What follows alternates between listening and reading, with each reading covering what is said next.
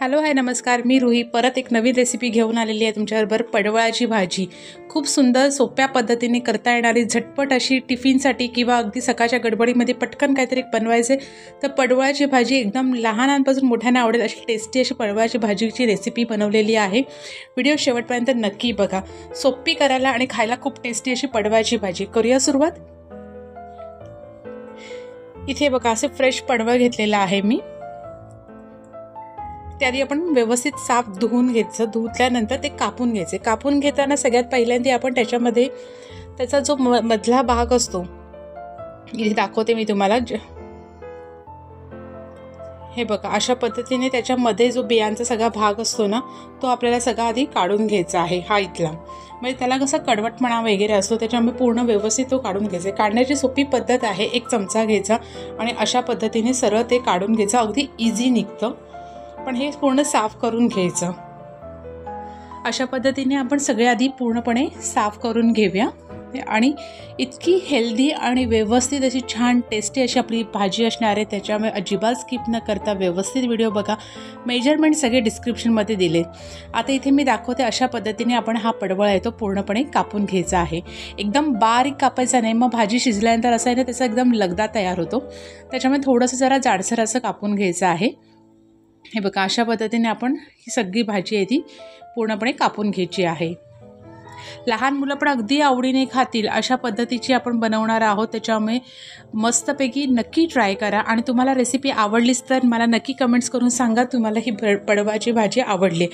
टिफिनसाठी सकाळी पाहिजे असेल आणि गडबड होत असेल ना जेवताना आणि काहीतरी भाजी करायची ना, तर अशी नक्कीच ट्राय करा.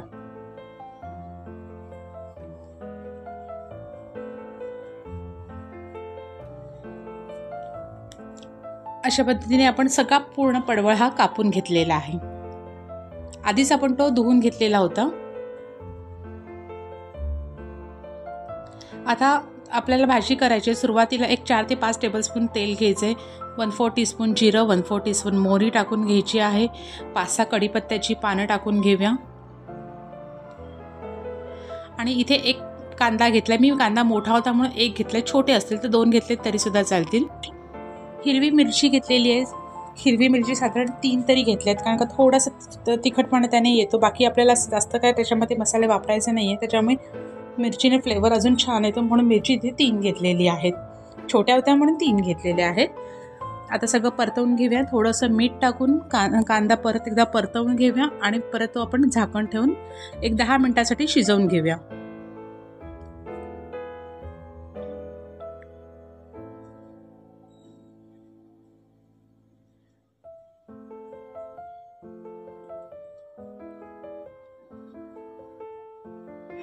आता आपण कांदा आपला छानपैकी शिजलेला आहे.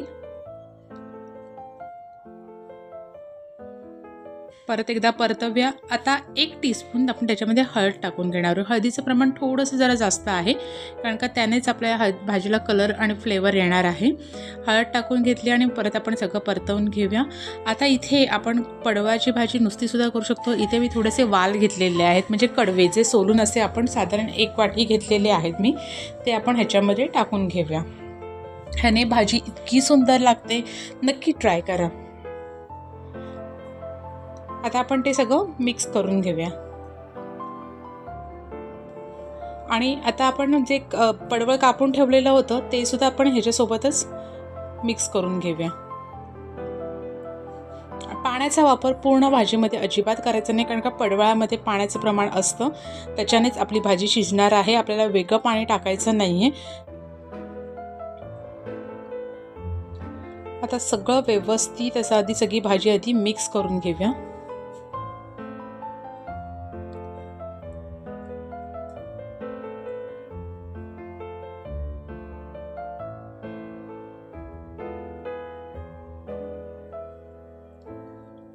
आणि झाकण ठेवून एक 10 ते 15 मिनटं, एवढे 15 मिनटं पण अगदी एवढी लागत नाही, 10 मिनटातच बऱ्यापैकी आपली भाजी ही शिजते. 15 मिनटं तरी तुम्ही झाकण ठेवून ती शिजवून घ्या. हे बघा अशा पद्धतीने पडवळ थोडंसं नरम झालेलं आहे, आपले वाल पण थोडेसे नरम झालेले आहेत. परत एकदा सगळं परतवून घेऊया. इथे मिठाचं प्रमाण चेक करा की तुम्ही जर पहिले जे सुरुवातीला मीठ टाकलं त्याच्यानंतर मीठ पाहिजे की नाही. ओलं खोबरं घेतलेलं आहे. ओलं खोबरं साधारण मी 3 ते 4 टेबलस्पून ओलं खोबरं घेतलेलं आहे. त्याने भाजीची चव इतकी सुंदर येते ना.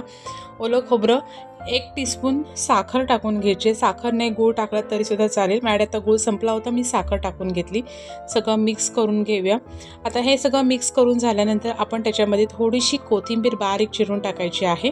आणि या भाजीला थोडंसं असं ना जरा चटपटा म्हणजे टेस्ट अशी येण्यासाठी आपण ह्याच्यामध्ये 1 कोकम टाकून घ्यायचं आहे. अगदी जास्त टाकायचं नाही आहे, आपल्याला 1च कोकम टाकून घ्यायचं आहे. हे बघा बस एवढं भरपूर होतं.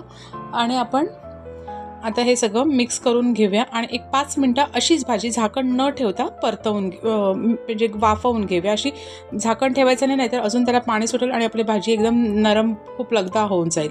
फक्त नुसती अशीच आपण ती 5 मिनटं अशी परतवून घ्यायची. आणि अशा पद्धतीने आपली पडवळाची वाल टाकून सुंदर अशी भाजी तयार झालेली आहे. इतकी सुपर टेस्टी अशी भाजी लागते ना, नव्या नित्याला तर खूपच आवडते. तुम्ही नक्की ट्राय करा आणि मला कमेंट्स करून सांगा.